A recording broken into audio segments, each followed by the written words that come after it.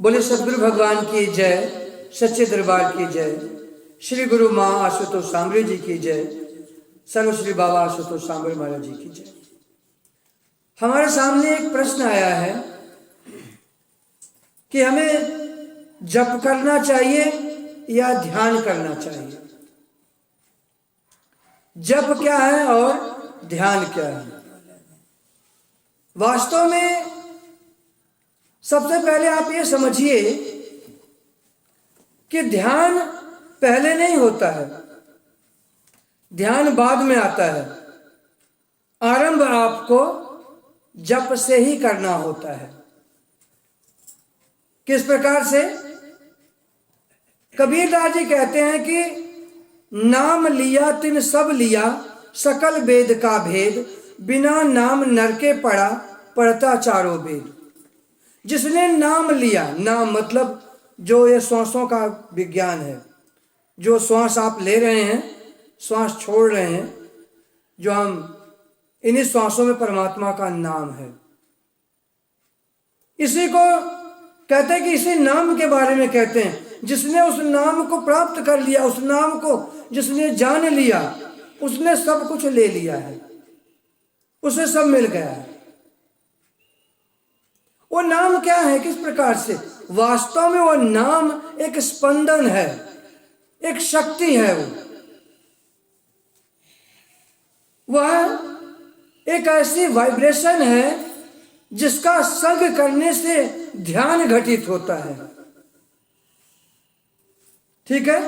वो श्वासों की माला है। वो उसे कहा गया कि श्वास श्वास सिमरो गोविंद, उतरे मन अंतर के चिन्ह। उसको आपने श्वासोदर श्वास में सुमिरन करना है। आपने हर श्वास में माला श्वासों श्वास की, जो आप श्वास ले रहे हैं, श्वास छोड़ रहे हैं, उसी श्वासों में वो जाप अपने आप चल रहा है।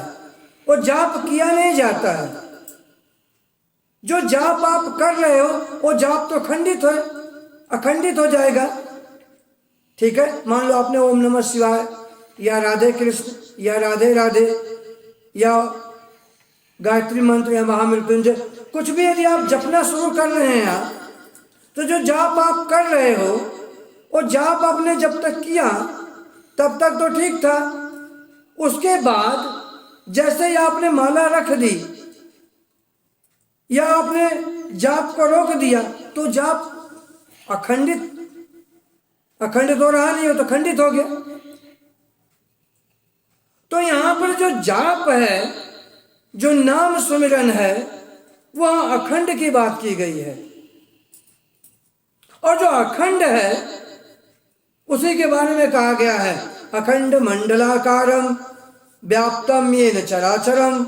वह अखंड है, चराचर मंडलाकार में वह व्याप्त है। उसी का जो दर्शन करा दे उसी को गुरु कहा गया। दर्शितम येन तस्मै श्री गुरवे नमः, वो गुरु है। और वो घटित कैसे होता है? जब मस्तिष्क पर हाथ रख करके गुरु इस आज्ञा चक्र को जागृत करते, तो यहां पर दशम द्वार पर उस परमात्मा के निराकार स्वरूप का दर्शन होता है। साकार स्वरूप की बात नहीं कर रहे हैं। साकार में राम भी वही हैं, कृष्ण भी वही हैं, राधा भी वही हैं, दसों गुरु भी वही हैं, लेकिन निराकार में वह एक शक्ति है, वो प्रकाश है। उस परम प्रकाश स्वरूप का, परम शक्ति का कोई आकार नहीं है। आकार में कैसे आई? जब वो समय पर, जैसे त्रेता युग में आवश्यकता थी तो वही शक्ति राम बनी तो हमने राम नाम लिया, कृष्ण बनी तो हमने कृष्ण कहा, राधा कृष्ण कहा हमने। आज कलयुग में वो शक्ति के बारे में कहा गया है, पुराण कहते हैं कि कल के रूप में वो शक्ति आएगी। लेकिन वो शक्ति कैसे आएगी, किस प्रकार से आप जानेंगे, उसके लिए आपका ये दशम द्वार का खुला होना बहुत आवश्यक है। जब आपकी दिव्य दृष्टि जागृत होगी तो आप पहचान जाओगे, तब आपको पता होगा। तो जब आपको ये दिव्य दृष्टि खुली होगी इस दिव्य दृष्टि का विज्ञान आपको पता होगा तो आपको श्वासों श्वास की माला का भी ज्ञान होगा। ये जो श्वासों श्वास की जो माला है इसी को जाप कहा गया है। लेकिन हमारे शास्त्रों में एक बात और कही गई है कि ये जाप भी मरे, अजपा मरे, अनहद भी मर जाए। मतलब जो आप जाप कर रहे हो ये भी एक दिन खत्म होता है, और अजपा मतलब जो निरंतर जो श्वासों श्वास की माला है ये श्वास भी एक दिन भ्रिकुटी के मध्य में जो है कि सहस्रार में जाकर के वो भी लुप्त हो जाता है। ये वो विज्ञान है।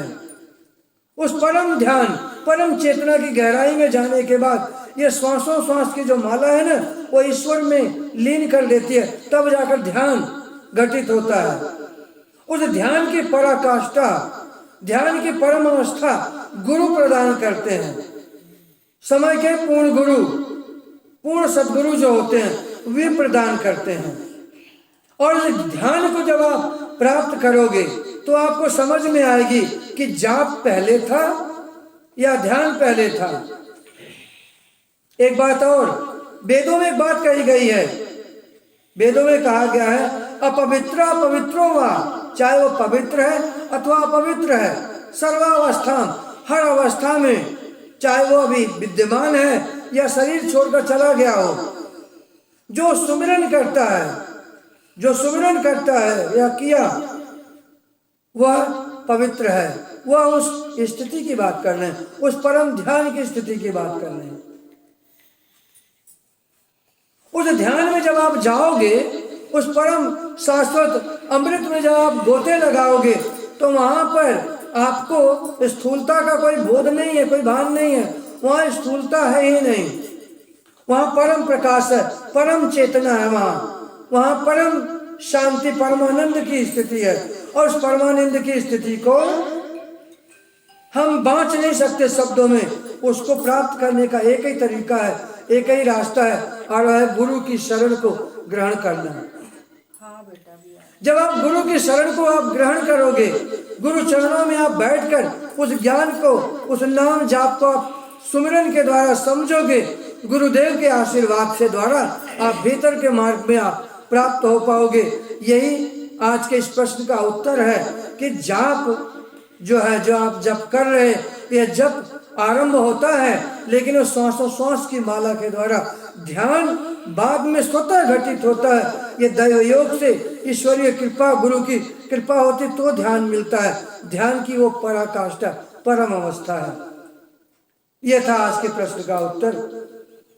सो बोले सदगुरु भगवान की जय, सच्चे दरबार की जय, श्री गुरु महाशय जी की जय।